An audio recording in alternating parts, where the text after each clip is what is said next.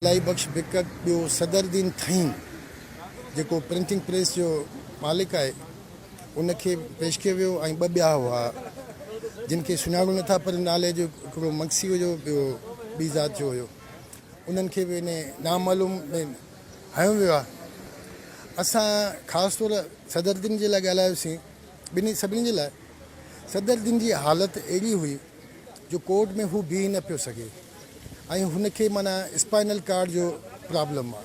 Court खे हुनजा medical बि ॾिनासीं ऐं ॿियो इलाही बख़्श जे लाइ ॿुधायोसीं त हू केतिरनि ॾींहंनि खां पहिरियां खां मिसिंग हुयो ऐं हिनखे जेको ज़ाहिर कयो वियो आहे उहो बि माना हिननि तमामु देरि सां ज़ाहिर कयो आहे, जंहिंजे लाइ असां पिटीशन जी तयारी करे रहियासीं ऐं पिटीशन फाइल करण जे वारे ॾींहं ते हिननि उनखे शो कयो, गिरफ़्तारी शो कई आहे। पोइ अॼु हिननि ॿिन्ही खे सभिनी खे जेल कस्टडी कयो वियो आहे। हाणे पहिरियां हिनखे अस्पताल वठी वेंदा।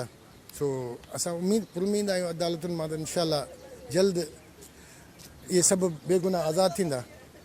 हाणे सुभाणे वरी पेश कंदा साईं जलाल शाह वारा ईंदा पाण ई पंहिंजे ज़मानतूं कराइण लाइ। साईं जलाल शाह, डॉक्टर कादर मंगसी, ख़बर पई आहे सॼी क़यादत सुभाणे ईंदी।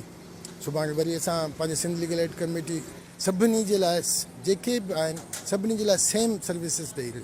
विज़िट कयो अवामी आवाज़ मीडिया ग्रुप जी वेबसाइट awamiawaz.pk